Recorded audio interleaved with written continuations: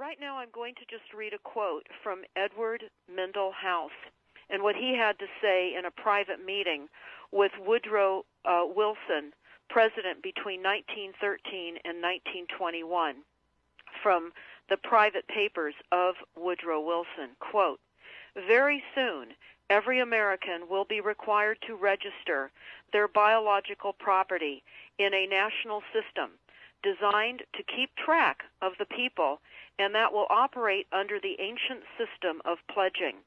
By such methodology, we can compel people to submit to our agenda, which will affect our security as chargeback for our fiat paper currency. Every American will be forced to register or suffer not being able to work and earn a living.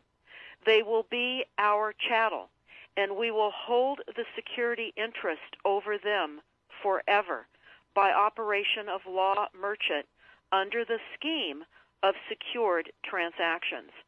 Americans, by unknowingly or unwittingly delivered the bills of lading to us, will be rendered bankrupt and insolvent, forever to remain economic slaves through taxation secured by their pledges.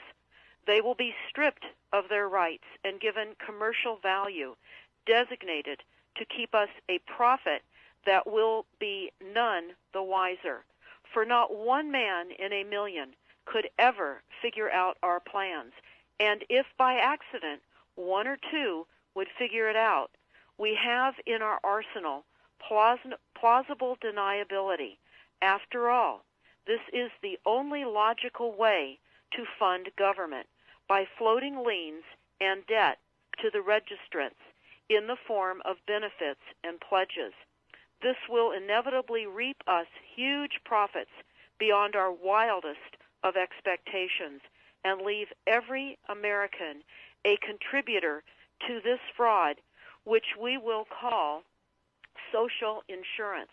Without realizing it, every American will insure us for any loss we may incur, and in this manner, every American will unknowingly be our servant, however begrudgingly.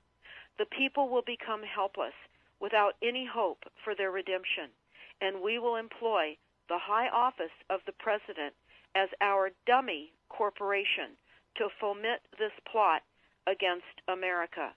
Having established plausible deniability, even if people become enlightened that they had a remedy and pursued it, the attorneys, judges, and legislators could claim that they did not understand the people's claims, especially if the technical requirements for achieving it were not followed pursuant to statutory requirements, requiring the public schools to teach civics, government, and history classes out of federally approved, politically correct textbooks written by the publishing houses owned by the owners of the Federal Reserve would assure that the people would not discover the remedy for a long time, if ever. I would recommend that everyone read Fruit from a Poisonous Tree by Melvin Stamper, M-E-L-V-I-N, Stamper, S-T-A-M-P-E-R.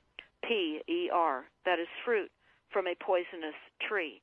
This is out of Chapter 2 of Fruit from a Poisonous Tree.